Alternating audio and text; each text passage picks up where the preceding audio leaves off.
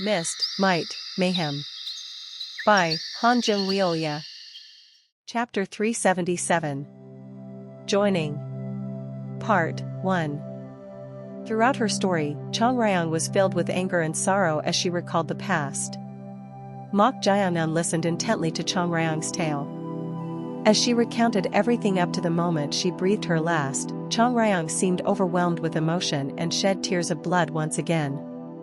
How deep must her resentment be to shed tears of blood despite being a bodiless spirit? Mok Jaeyonan silently grasped her hand. He felt it was the right thing to do. Grasp.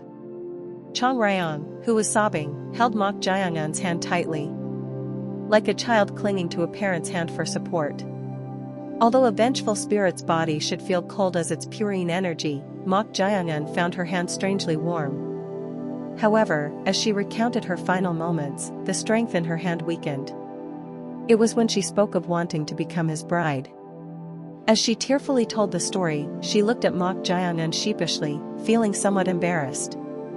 I got carried away while speaking. She felt she shouldn't have mentioned that last part. She worried that the mortal might be disappointed after learning about her feelings for him. That's how much she loved him. To the point of thinking only of him even in her dying moments.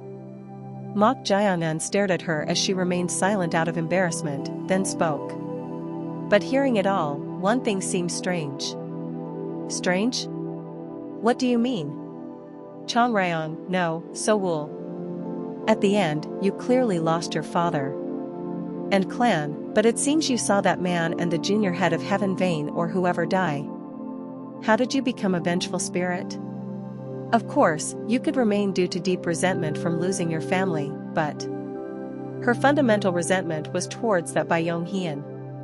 It wouldn't be an exaggeration to say everything stemmed from him. But according to her story, it seemed this by Yong-hyun had likely been dealt with by him whom she liked so much. It was then. No, he didn't die. What? He didn't die? I too thought he had died because of his scream I heard at the end. But he was alive. How do you know that? I sensed it. You sensed it? That he was alive?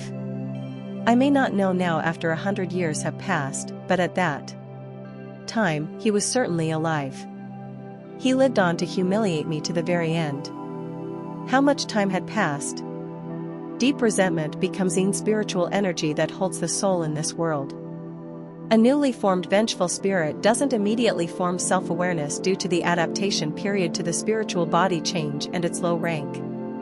It took quite some time for her to gain self-awareness. When she finally formed her own consciousness, the first thing she saw was none other than a book. A book? She instinctively knew that she was strongly bound to this book. This book was a medium that allowed her to remain more firmly attached to the mortal world even as a spirit. But how could this unfamiliar book be related to her? Puzzled, she examined the book closely. And in the process, the book was made from none other than her own heart. Having become a spirit, she could now see the world differently, so she instinctively knew. What on earth had they done with her heart? She opened the book made by drying and pressing her heart. Inside, like any other book, words were inscribed one by one. The words were the verses of the moon sword technique, which combined the 8 thought-shattering techniques with her moonless void sword. What is this? It was then. As if having a headache, she felt pain in her head. It was strange to feel pain when spirits shouldn't experience headaches, so why did it hurt so much? As she wondered, a faint memory flowed into her mind. It was. The heart is the source of life and also symbolizes a person's feelings. You and I will be together forever. She couldn't hide her bewilderment at his image appearing in her mind. How? How was this man still alive? Clearly, by his hand. Ugh. Suddenly, another memory flashed in her mind. He was inscribing words on her heart. So-woo. I'll leave all traces of you here. Clench. She bit her lip hard and raged. Was he looking at this constantly after inscribing it on her heart as if doing it for her sake?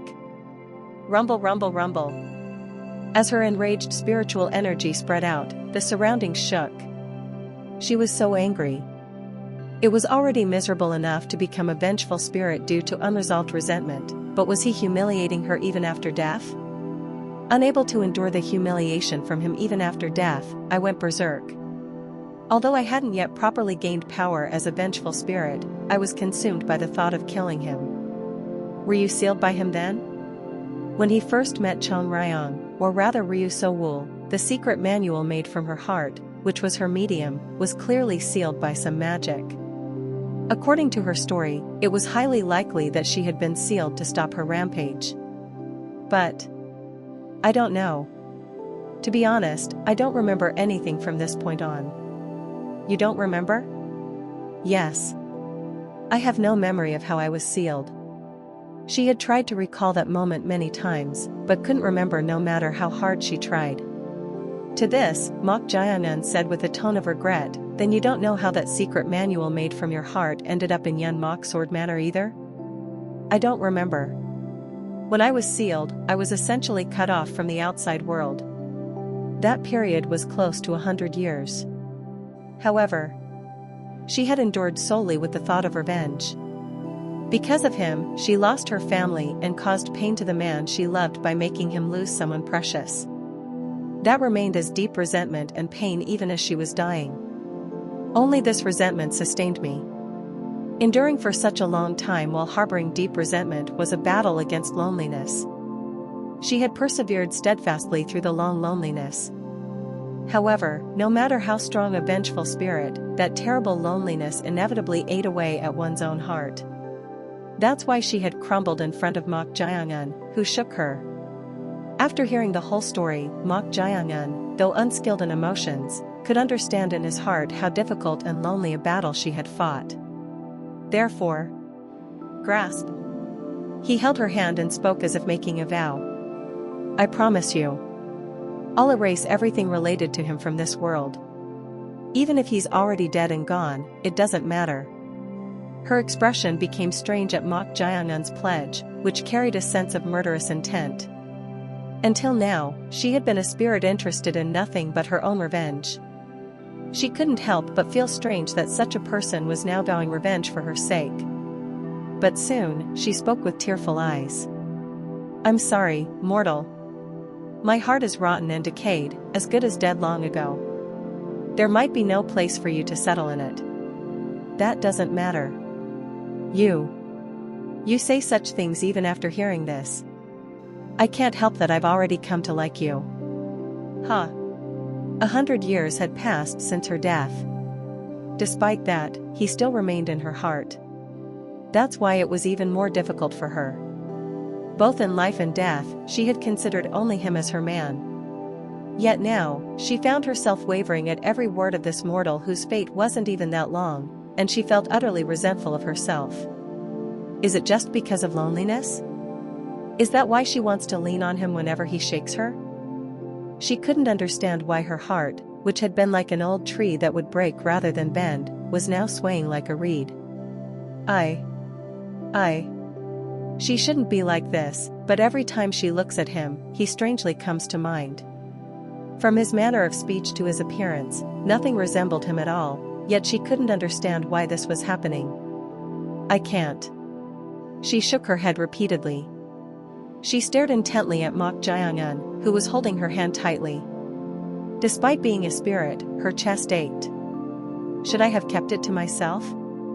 For the first time, she had told this story to someone, and it made her feel somewhat relieved to have shared it. However, she couldn't help but feel bitter. It seemed like she had dampened his spirits.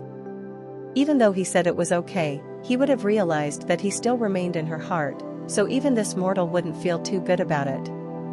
Mortal. It's alright.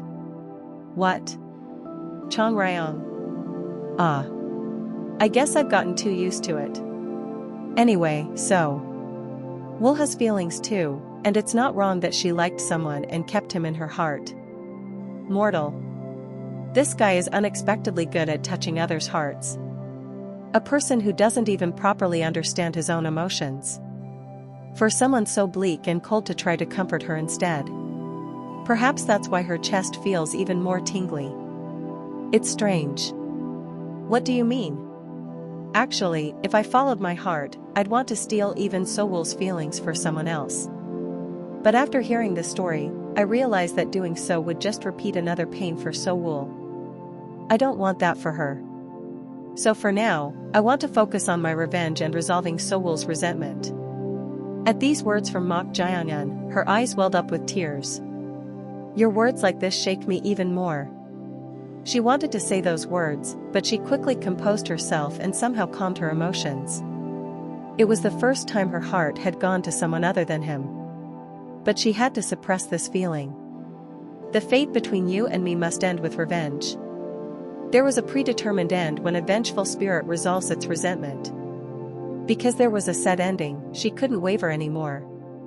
Realizing this anew, she firmly grasped her wavering heart. Yes. You're right, mortal.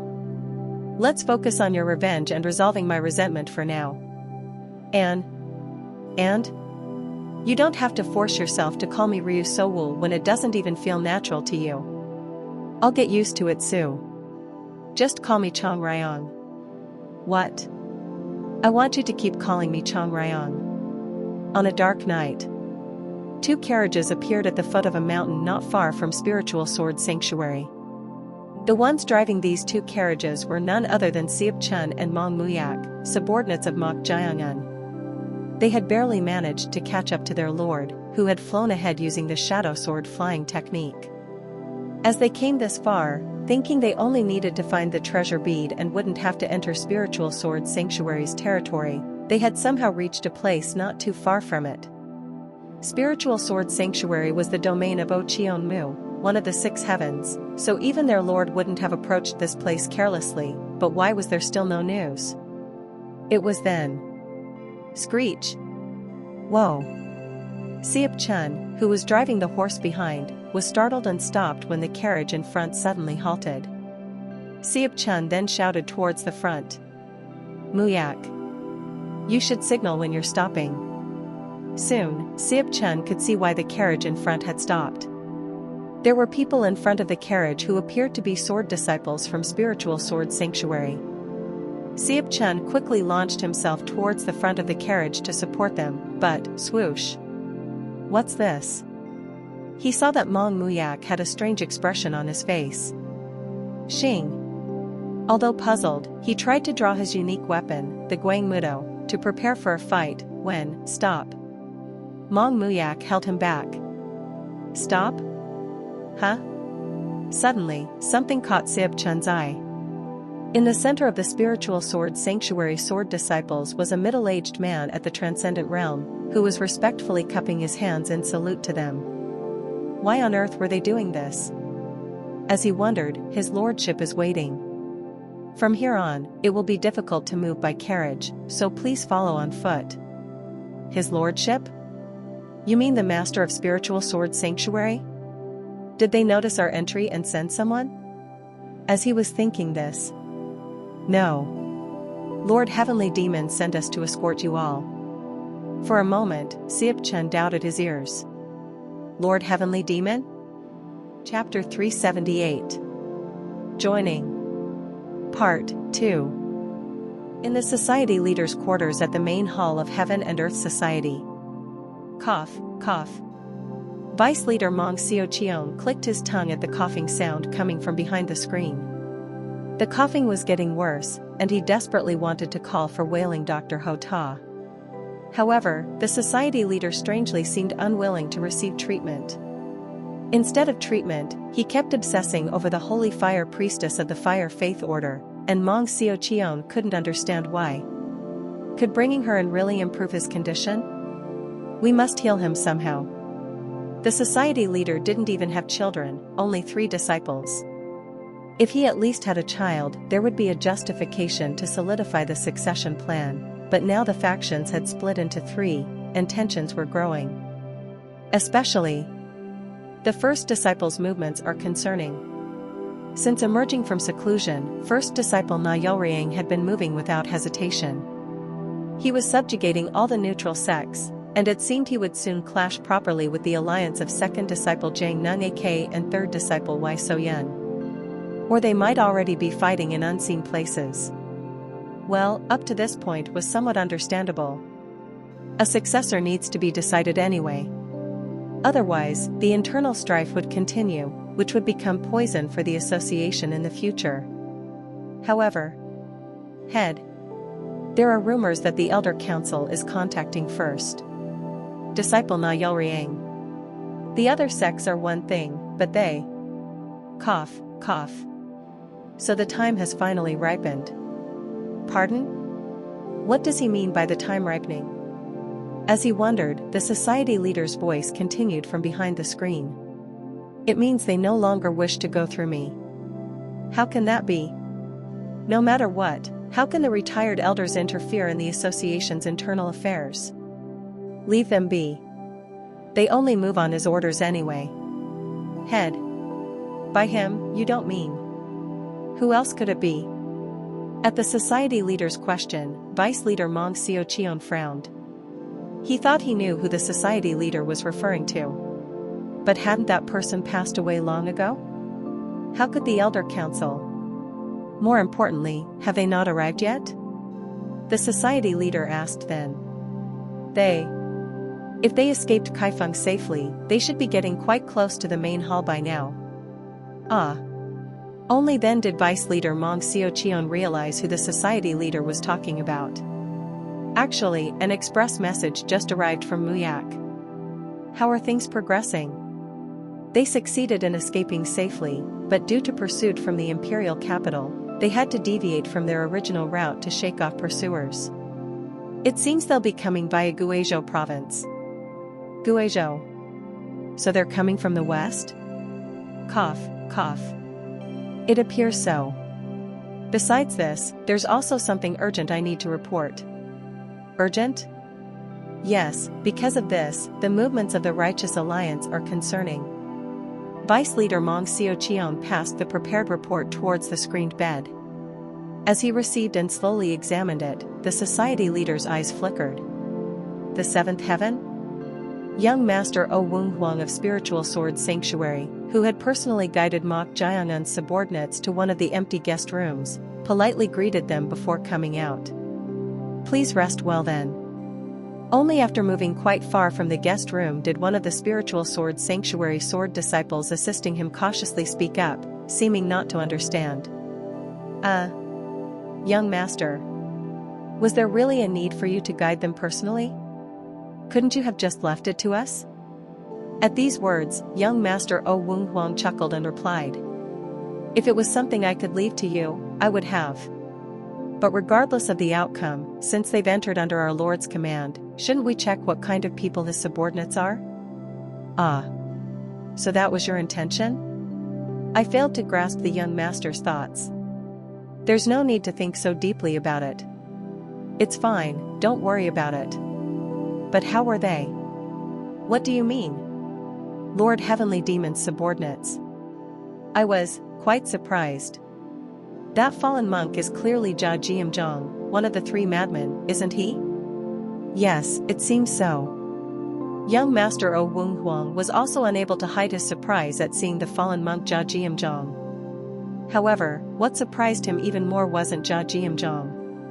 No matter how much he observed, he couldn't gauge the martial prowess of the one wearing the mask with unique patterns and the one leaning on the snake staff. Because of this, he could guess that they were experts above his level. None of them are ordinary.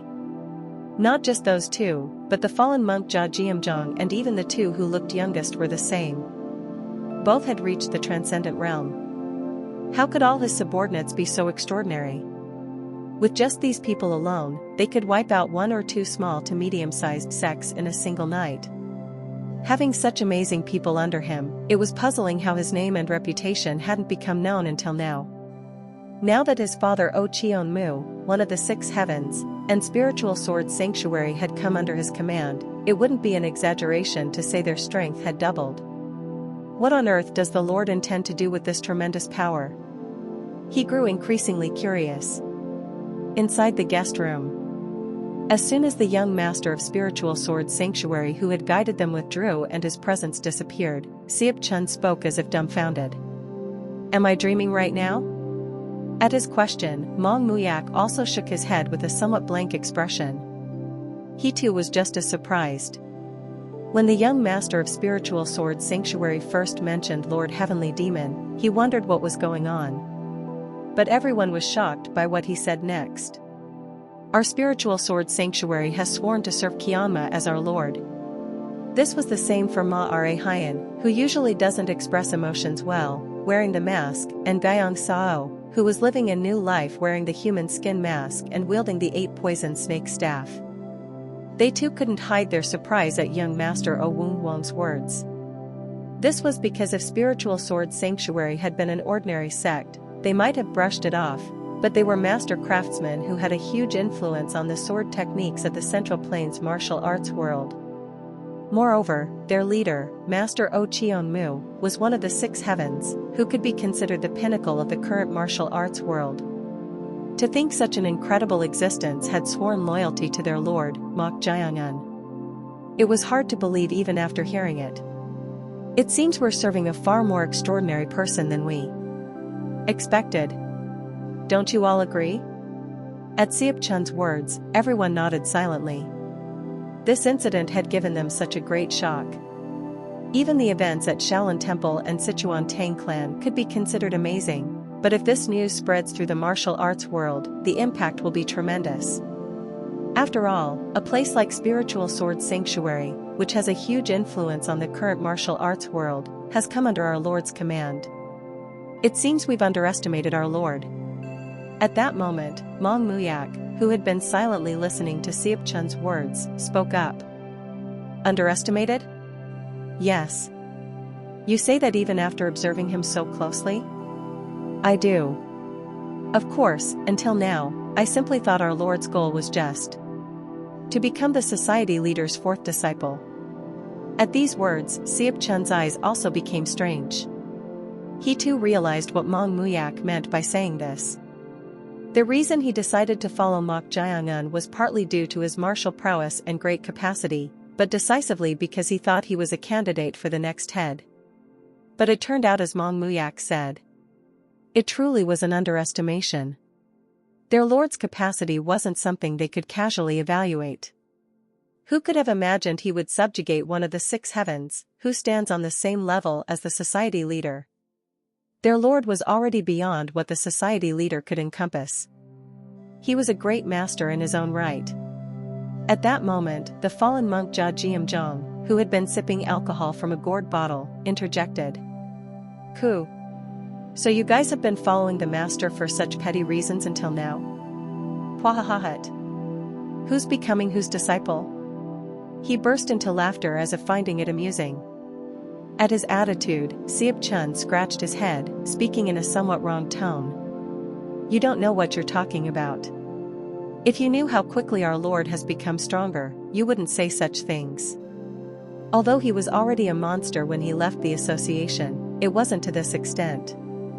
Not only did he break through the wall of walls to become a master of the profound realm, but he even subjugated one of the 6 heavens. Monster. Yes. This is a real monster. Ma Ra Hyen, who was silently leaning against the wall with his arms crossed, also inwardly clicked his tongue. When he first met Mok Jayangun, he didn't expect his capabilities to grow so rapidly. Even when leaving the imperial palace, didn't even Gu Songbek, the northern sect Blade King and also southern pacification commissioner, another of the 6 heavens, struggle against the combined attack of 6,000 commander So Yeren and leader of the 9 Blood sect? But now he's on par with the pinnacle 6 heavens. Huh. Has there ever been someone in martial arts history who became this strong so quickly? If it had happened over a few years, it might be understandable, but the fact that it occurred in just a couple of months was even more unbelievable. Then Seop Chun said. But it's a bit regrettable. What is? Think about it. Although he's using the alias Heavenly Demon, Kianma, because of the imperial pursuit, imagine if our Lord had made his reputation under his real name. Real name? Yes. If our Lord had destroyed the Shell in 108 Arhat formation, closed Sichuan Tang clan for 60 years, and subjugated spiritual sword sanctuary under the name Mok Jiangun, his reputation alone would have secured the society leader's position. But I don't understand why he doesn't want to reveal this even to the association. At Siap Chun's words, Mong Muyak snorted. Are you really asking because you don't know? What? Hugh. You really don't know? Well, I guess you only know how to swing a knife. Someone like you who doesn't know how to use the head on your shoulders wouldn't think that far. Then why don't you, who's so smart, explain our Lord's intentions? Even without knowing his intentions, our Lord doesn't need to reveal that he is Qianma. He doesn't need to reveal it? Yes. Do you think only the first disciple and the second and third disciples would be wary if our Lord revealed that? No. Our Lord is a new force recruited from outside. Moreover, he's from the righteous faction.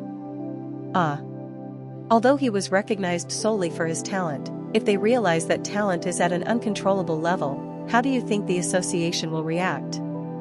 At these words, Siap Chun spoke in a cooled voice. They might go beyond wariness and even try to prevent him from entering the association again. Now you're starting to understand. Mok Jiangun had already reached a level where he could directly compete with the society leader.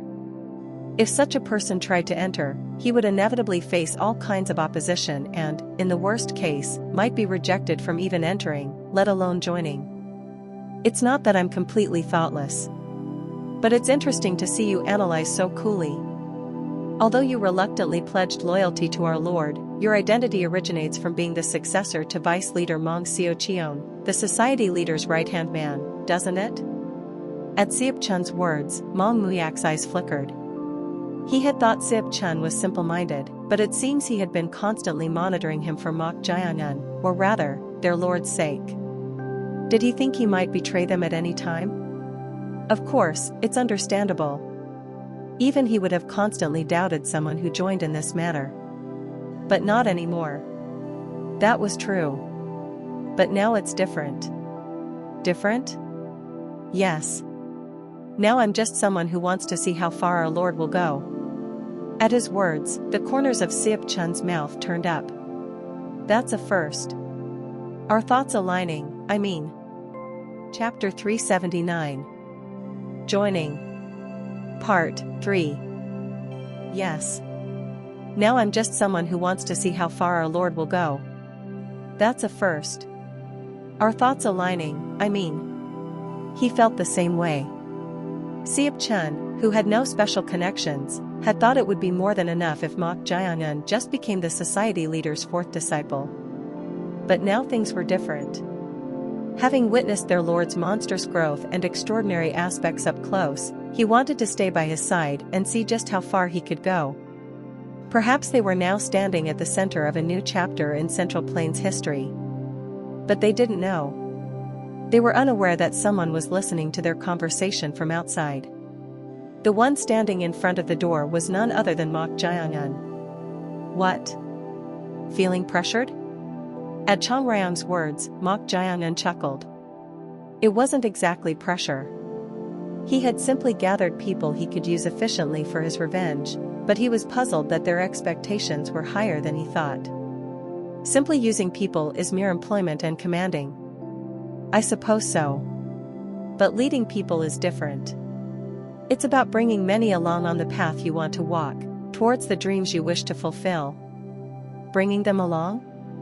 Mok Jiangun's eyes, which had been smiling, became subtle at Chang Ryang's meaningful words.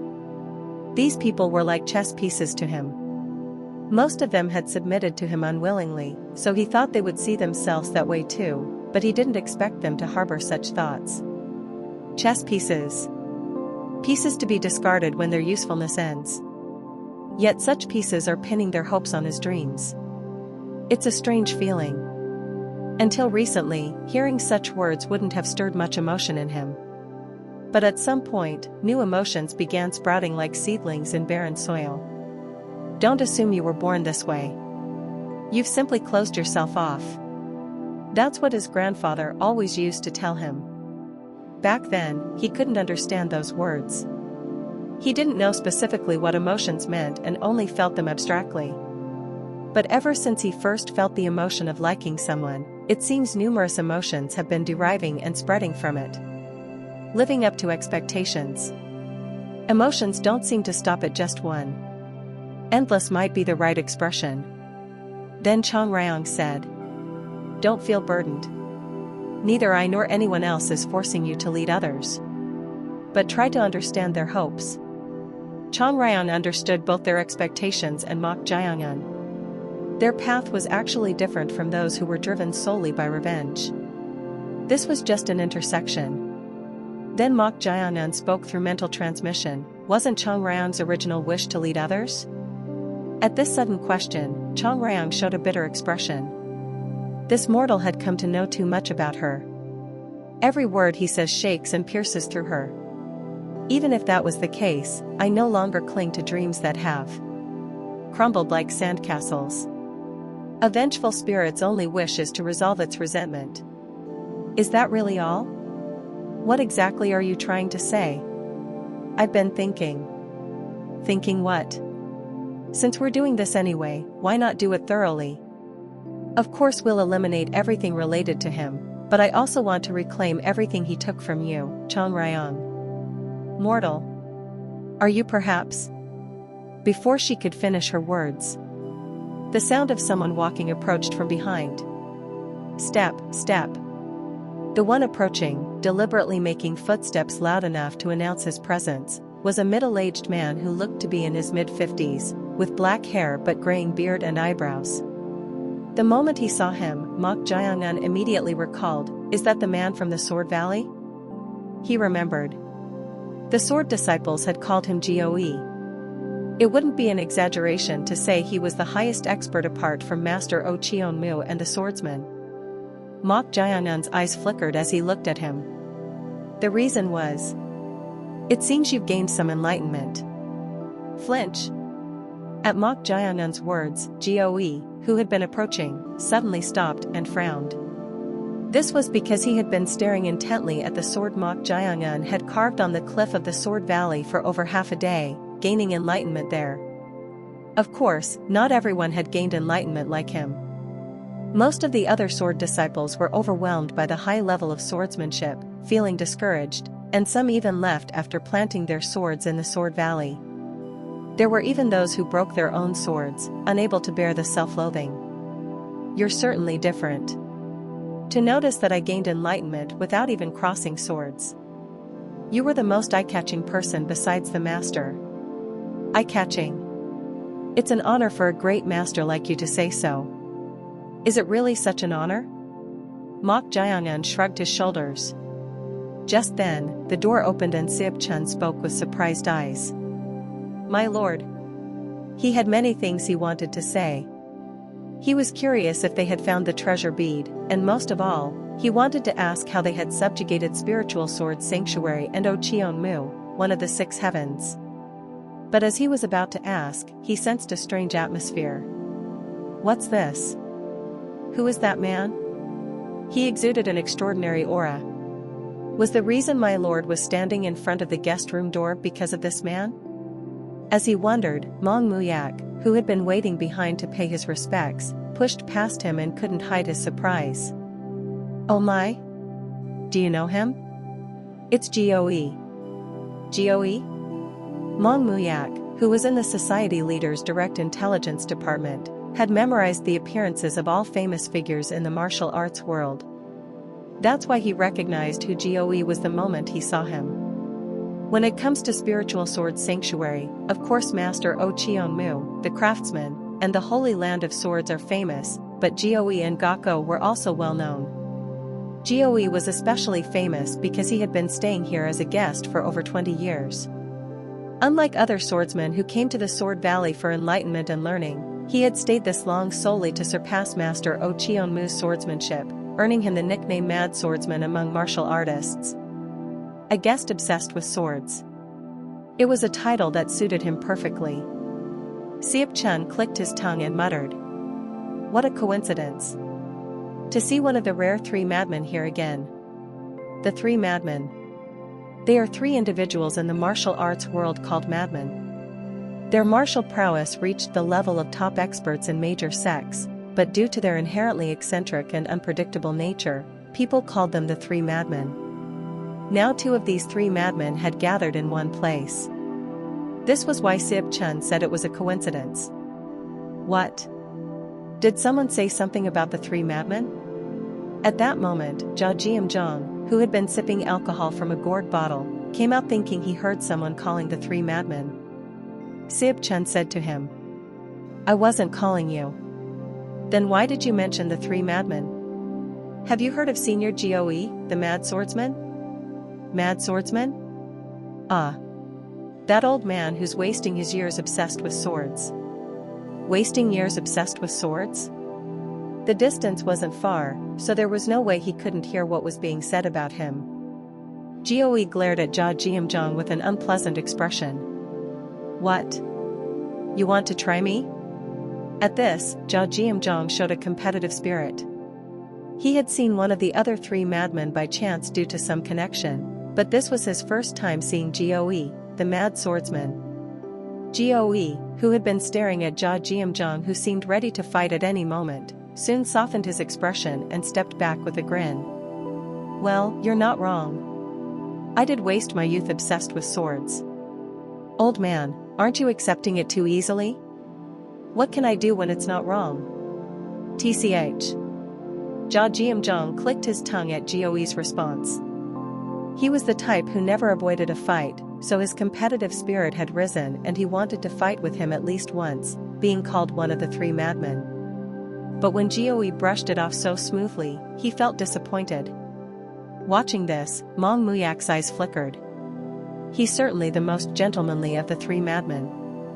Goe was just obsessed with swords, but at least compared to the other two, he was closer to the righteous path. He had never harmed anyone without reason. Then Goe turned his gaze back to Mok Jiangun and said, "I thought you were alone, but you have quite a few companions." "Yes, do you have something to discuss with me privately?" "What would I have to discuss privately?" "Since they're all your companions, they'll all know anyway, so I'll get straight to the point." "Please do." "There's nothing they can't hear. Listening wouldn't be difficult at all." "Then, clap." Goe respectfully cupped his hands and bowed to Mok Jiangun, saying, "Forgive my rudeness at this late hour, but I have a request. Please cross swords with me." At those words, the eyes of his subordinates, Sib Chun and Mong Muyak, sharpened. Suddenly coming and bluntly requesting a duel with their lord, there was no way they could view this favorably. Sib Chun stepped forward and said, "Senior, what kind of discourtesy is this, suddenly coming and asking our lord for a duel?" "Lord? I thought I misheard earlier, but all these people serve you." No. Swish. Sib Chun, feeling displeased by the attitude of ignoring his words and only conversing with their lord Mok Jiangun, tried to protest, but Mok Jiangun restrained him with a single hand gesture. As Sib Chun closed his mouth, Mok Jiangun asked with an expressionless face, "Is there any reason I should cross swords with you?" "There isn't. But as a sword disciple pursuing the way of the sword, how could I pass up the chance to face a sword saint who has surpassed the wall of walls and reached the realm of invincible sword, the essence of sword mastery?" As soon as those words ended, Mok Jiangun's subordinates were dumbfounded. What did they just hear? Commonly, surpassing the wall is called the transformation realm. The realm of great masters who surpass the wall of the transformation realm is called the profound realm. Among the countless martial artists, those who surpass the wall are extremely rare even within a generation. There aren't many even in the entire martial arts world. Among those exceptional few with outstanding martial talent, the realm reached by surpassing the wall of the transformation realm is called the profound realm, referred to as heaven. But what is this? Surpassed the wall of walls? Everyone had assumed that only the six heavens, called the pinnacle of the current martial arts world, had reached the profound realm, but what realm is above that? Someone of Goe's caliber wouldn't say such things carelessly. Then someone spoke in an amazed voice. "This can't be." The owner of that voice was none other than Guyang Sao, wearing the human skin mask and wielding the 8-poison snake staff. Senior Guyang? At Mong Muyak's call, Guyang Sao spoke in a trembling voice. I've heard of it before. Heard of what? In the days of the old Murim, there was a being called the world's greatest by all. That being said, there is a realm beyond surpassing the wall of walls. A realm beyond surpassing the wall of walls? Then does that mean what he said is true? I heard it was called the life and death realm because it can only be achieved by transcending the boundary between life and death. Life and death realm? At these words, everyone looked at Mok Jiangnan with wide eyes. They had already been greatly surprised just by hearing that he had subjugated O Cheon Mu, one of the 6 heavens and the master of spiritual sword sanctuary, on their way here. But now they're saying Mok Jiangnan had surpassed even the profound realm, which is called the realm of great masters and superhumans. What on earth is going on? While everyone was surprised, Mok Jiangnan spoke in a nonchalant voice. Is that all the reason you have for wanting to cross swords with me? It's not just that. For me, the sword is my entire life. Goe stared intently at Mok Jiangnan as he answered, as if he were sincere. Sensing his sincerity, Mok Jiangnan opened his mouth with a somewhat annoyed expression. Well, if that's the case, I can't help it, but the sword isn't my entire life, so I don't feel any particular need to cross swords with you. Goe's expression hardened at the outright rejection without a moment's hesitation. He had inwardly thought that a swordsman who had reached such a realm as Mok Jiangnan would naturally be sincere about the sword, and such a person would understand his sincerity. But he didn't expect to be rejected outright. Moreover, the sword isn't his entire life? How could someone like that reach a realm surpassing O Cheon Mu's sword techniques? Chapter 380. Joining. Part 4. The mad swordsman Goe was dumbfounded. The sword isn't his entire life? How could someone like that reach a realm surpassing O Cheon Mu's sword techniques? He couldn't believe it. There's a saying, 100 days for the saber, 1,000 days for the spear, 10,000 days for the sword. This means the sword is the most difficult among weapons. Even dedicating one's entire life to the sword, it's hard to achieve even small accomplishments. To reach its peak, one's mind should be entirely filled with nothing but the sword. Huh? Is he doing this on purpose? Just to avoid a duel with him? At this, Goe fell into momentary contemplation. To retreat now when the most tempting fruit imaginable is right before his eyes is unthinkable. To walk away without tasting it is unacceptable for a sword disciple. After all, the essence of a martial artist lies in their fighting spirit. My opponent is someone who has reached the pinnacle of swordsmanship, capable of receiving all I have. Even if it's discourteous, if I give up this chance, such a day may never come again. Swish. With that, Goe slowly moved his hand towards his sword hilt. At that very moment. Shing! Shing! A sharp sword touched the back of his hand, reaching for the hilt, and the head of a snake-shaped staff was aimed at his neck. The owner of the sword was Ma Arehayan with the mask, and the snake staff belonged to Guyang Sao of the 8-poison snake staff. Guyang Sao spoke to him in a low voice. Our lord has refused. Remove that hand, Goe. At his warning, Goe's eyes sharpened. He had been skeptical due to the aura that couldn't be sensed through chi.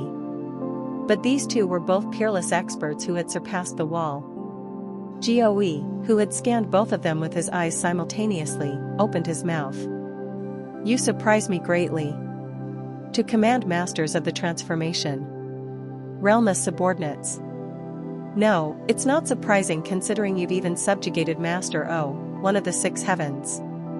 At his words, Mok Jiangnan looked at him indifferently and said, Is that all you have to say? It was an order to leave.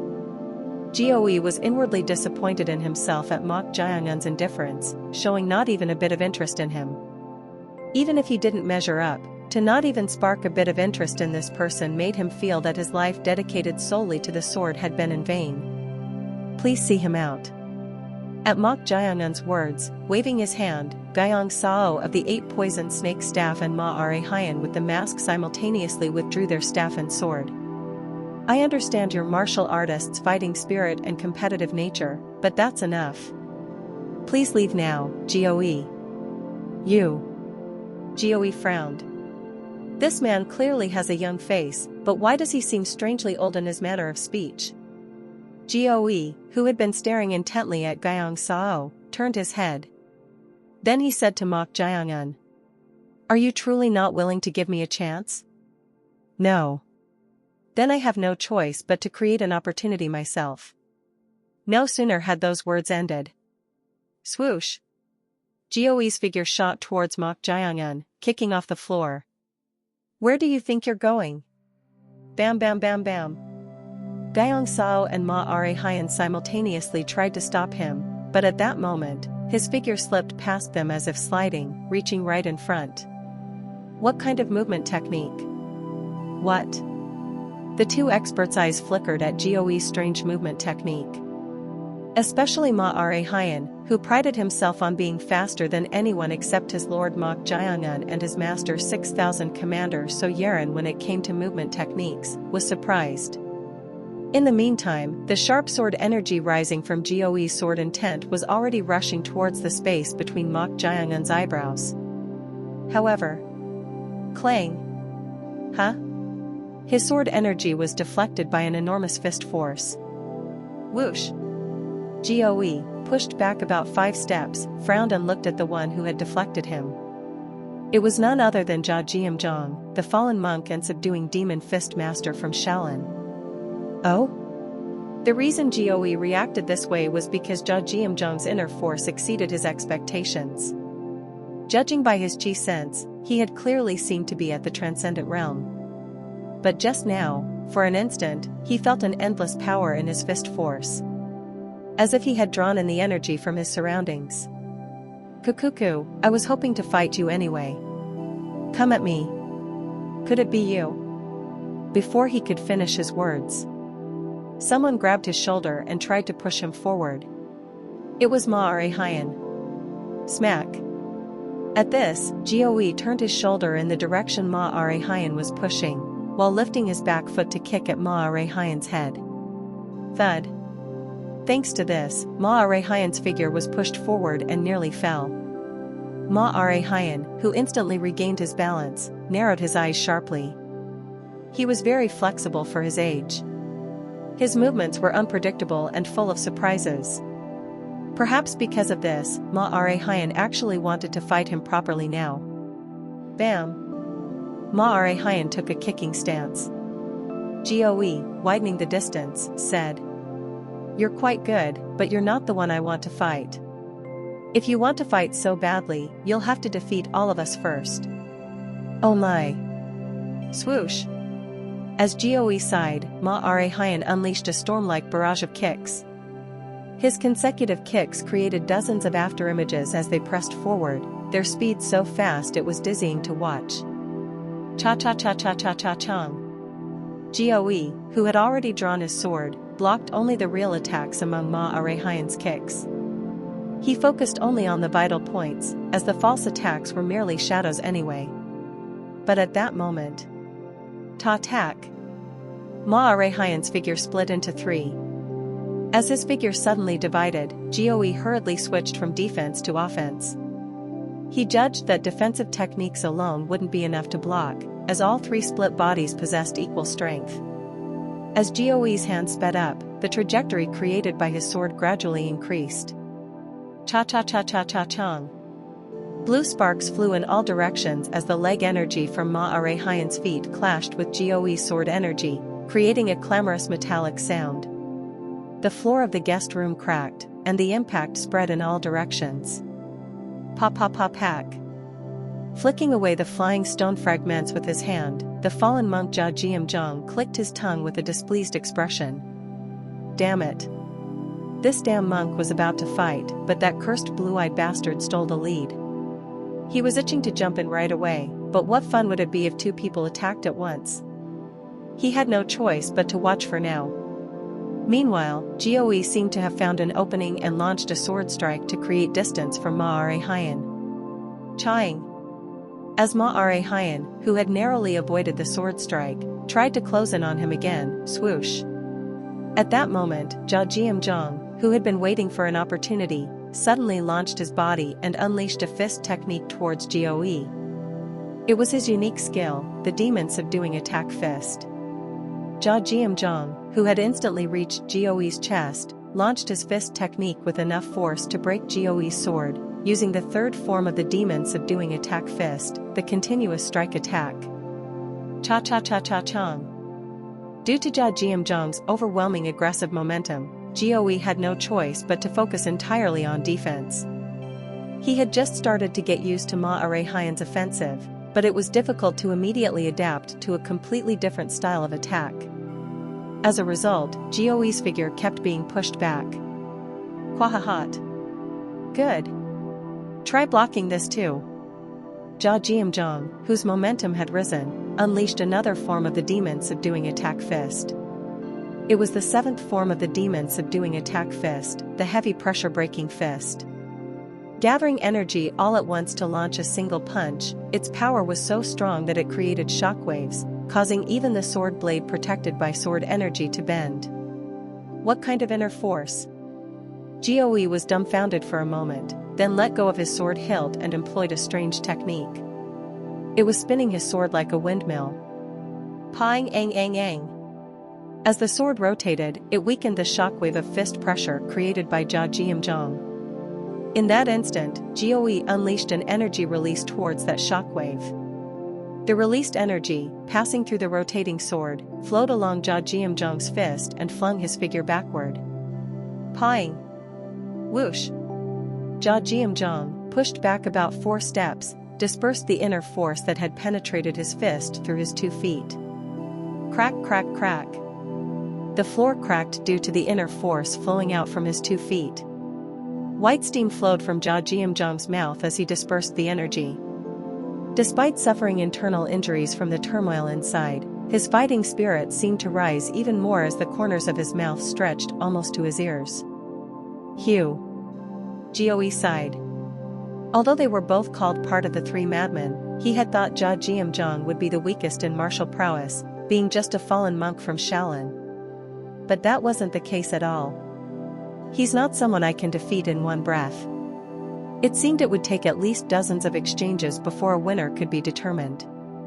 As he clicked his tongue, his gaze turned to Mok Jiangun's other subordinates who were quietly surrounding him. Each of them was formidable. He had thought if he could just shake these people off, he might be able to exchange a few moves with Mok Jiangun, but it seemed impossible now. To not even be able to handle the subordinates.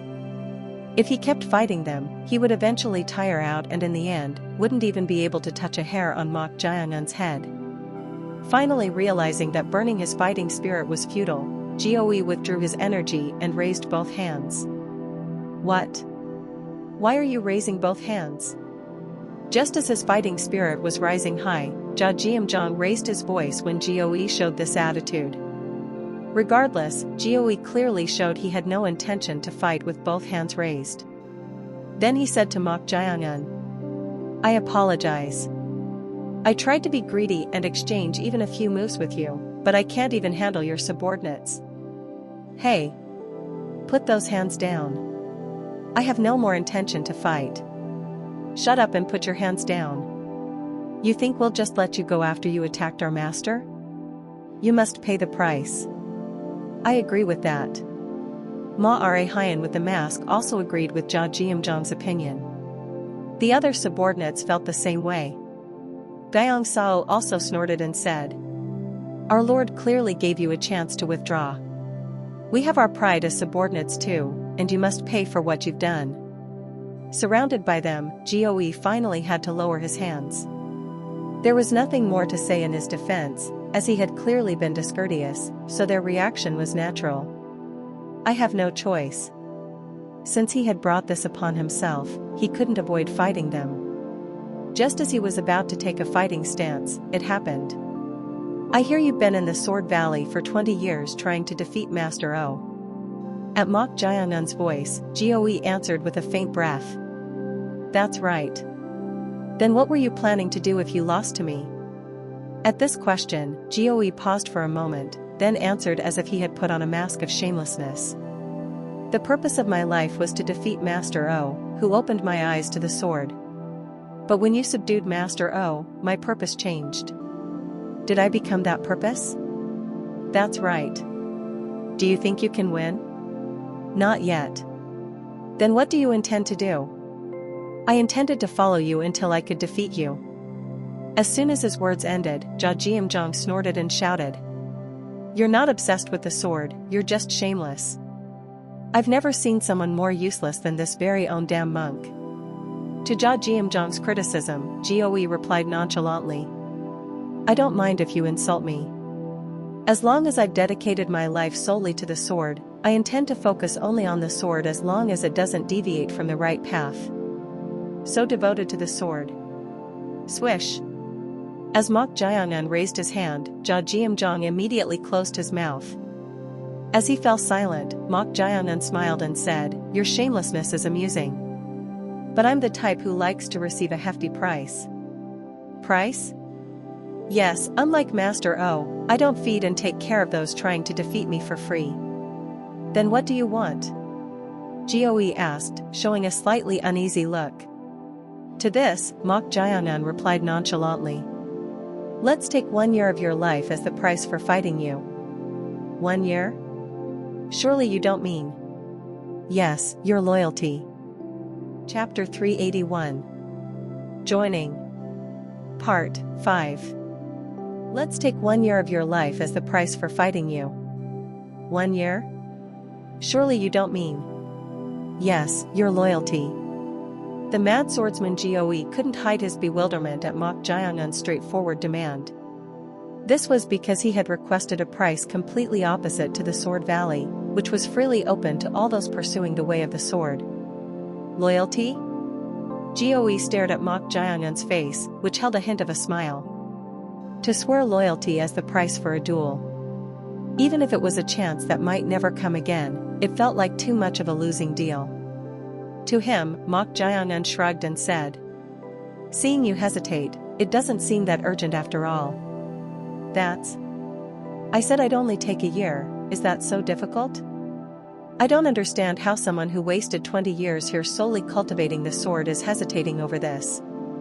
It wasn't a waste. If it wasn't a waste, then what was it? Swish. Mok Jianan lightly extended his sword intent towards him. Flinch. At that moment, all the energy around seemed to rise sharply and aim at him. It was almost as if everything around had become a sword. As he marveled at this, Mok Jianan spoke with a mocking voice, If your 20 years don't even match my half year, it's definitely a waste of time. Half a year? What do you mean? The period I properly learned martial arts. At those words, Goe's eyes widened as if they would tear. What did he just say? That he's only been properly learning martial arts for half a year? Goe wasn't the only one surprised by Mok Jianan's words. Mok Jianan's subordinates also looked at each other with surprised eyes. They all thought Mok Jianan's rate of progress was monstrous, but none of them knew exactly when he had started learning martial arts. But hearing it was just half a year, they were all shocked. Half a year? Impossible. He's crazy. Is he joking on purpose? To subjugate one of the 6 heavens after learning martial arts for just half a year. Even they found this hard to believe. Even Chang Ryan, who had witnessed this from the beginning, thought Mok Jianan's talent was monstrous. He must have been born with heavenly luck or might not even be human. Has there ever been such a genius in the history of the Central Plains martial arts world? This should only be possible for figures like Bodhidharma, who could be considered the origin of Shaolin martial arts, the birthplace of the Central Plains Orthodox martial arts, Zhang Sanfeng, who founded Wudang, the sword immortal who was said to have beheaded the fire dragon, or the legendary 9 swords of Huashan. No, even they might not have been capable of this. Then Goe, whose eyes had widened in surprise, opened his mouth. Are you mocking me now? About what? No matter how talented one is in martial arts, how could it be possible in just half a year? Is something impossible for others just because you can't do it? At this question, Goe was momentarily at a loss for words. There's nothing wrong with someone else doing something he can't do.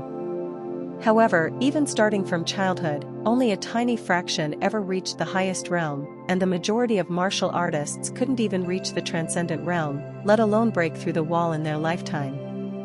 But to say that one reached a level capable of subjugating one of the 6 heavens after learning martial arts for just half a year was almost unprecedented. This is maddening. Looking at Mok Jaehyun's unwavering gaze and expression, Goe's mind became confused. In fact, he had thought that although Mok Jaehyun looked young, he might actually be an old master who had undergone rebirth. But if this was true, wasn't this beyond the category of genius and into the realm of monsters? Shudder. Goosebumps rose from his spine to his whole body. To think a monster who reached the pinnacle of swordsmanship in half a year existed in this world. Goe, who had been trembling as if convulsing from the goosebumps all over his body, finally opened his mouth. Does asking for 1 year for a single duel mean victory or defeat? Yes, have you made your decision?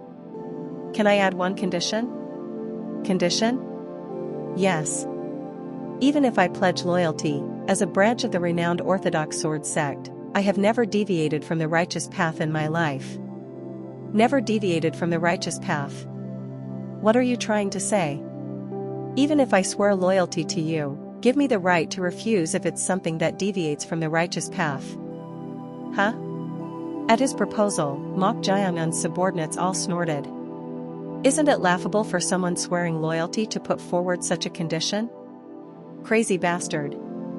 If you only do what suits you, that's being a wanderer, not showing loyalty. You don't know your place. Even the fallen monk Jia Jiamjong clicked his tongue. However, Goe didn't care about their reactions at all. The Mok Jaehyun he had seen in the Sword Valley was far from being related to the righteous path. He was clearly closer to the demonic faction. If he followed such a person's orders blindly, he would deviate from the righteous path he had kept until now. He didn't want that. If you accept just this, for 1 year. Interesting. Did you say interesting? Yes. Conditions on loyalty. Have you ever thought that I might ignore all your proposals and just kill you? Despite the brutal words, there was no killing intent in his voice. So Goe considered this just a simple warning. Therefore, he carefully said, I am not your enemy. You're a reasonable person, so I think you won't go that far. I wonder. It's not because I'm reasonable that I closed off the Tang family for 60 years. Tang family? Do you mean the Sichuan Tang family? Yes. Wait, what do you mean?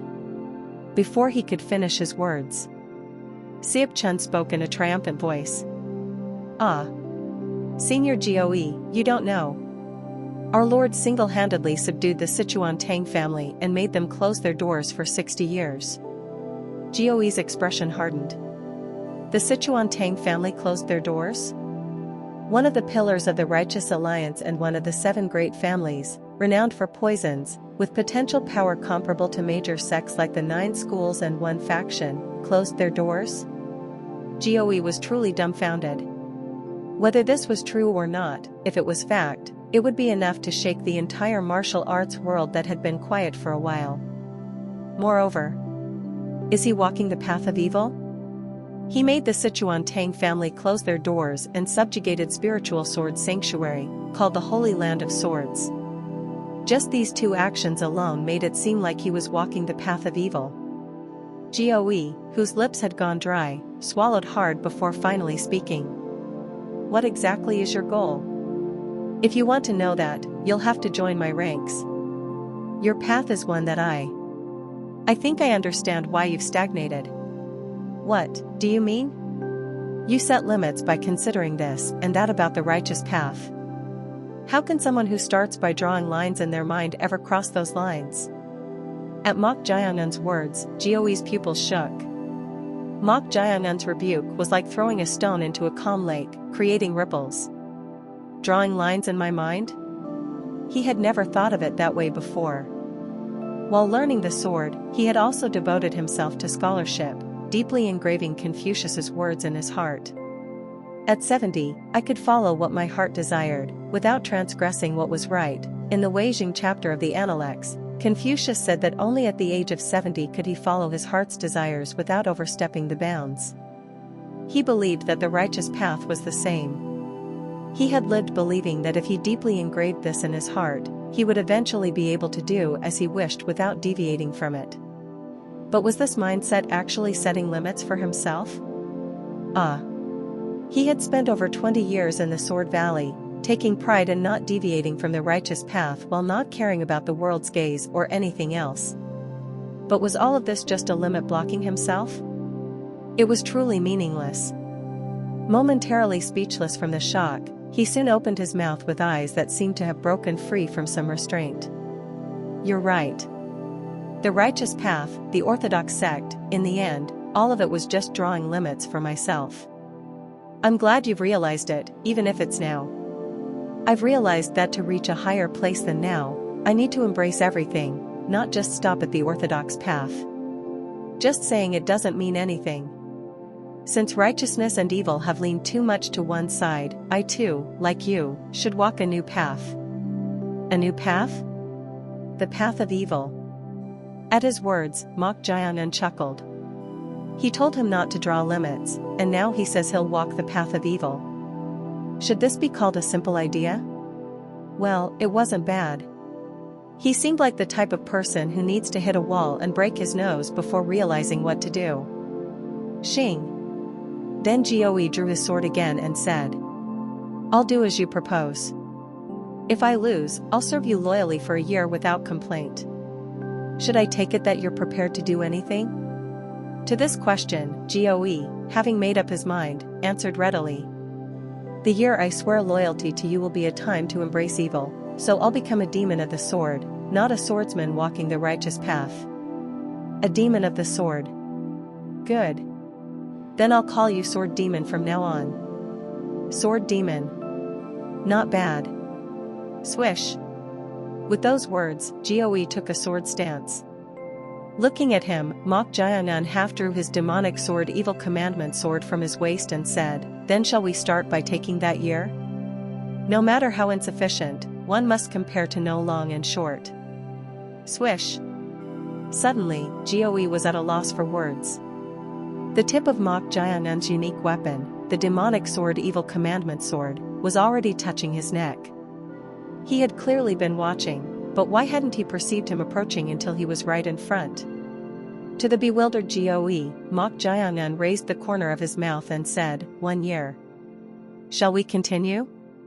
This is just the beginning. Clang. With a shout, Jioi knocked Mok Jian'an's sword upward and immediately launched into a sword technique. Had about half an hour passed? Siep Chun, leaning against the wall of the guest room, asked Mong Muyak beside him in a low voice. What number is this now? 26. Oh my. That's already 25 years. He's so stubborn. Siep Chun nodded, seeming to agree with Mong Muyak's sigh-filled words. If he had realized he was no match after the first exchange, he should have stopped right away. But when Mok Jian'an started receiving his sword for more than a few moves after that, his fighting spirit ignited, and he kept charging in. It was clearly intentional to anyone watching. However, right now, Jioi's mind probably had no such calculations. With an expression that seemed ecstatic just to be crossing swords with Mok Jian'an, whom he believed to have reached the pinnacle of swordsmanship, how could he make any calculations? Siep Chun shook his head. He'll be with us for a very long time. Indeed. Clang. Once again, Jioi's sword flew out of his hand and stuck into the floor 5 zhang away. With this, the accumulated period reached 26 years. Grind. Jioi gritted his teeth and stretched out his hand, calling his sword back from the floor using the empty hand grasping technique. As he was about to continue the duel again, swish. Suddenly, Mok Jian'an frowned and held out his hand, indicating him to stop. As Jioi wondered why, one of Mok Jian'an's eyebrows raised. Chang Ryong, also puzzled by this reaction, asked, Why are you doing that? Just now, One of my connections was severed. A connection was severed? Surely not. It seems one of my spirit servants has been destroyed.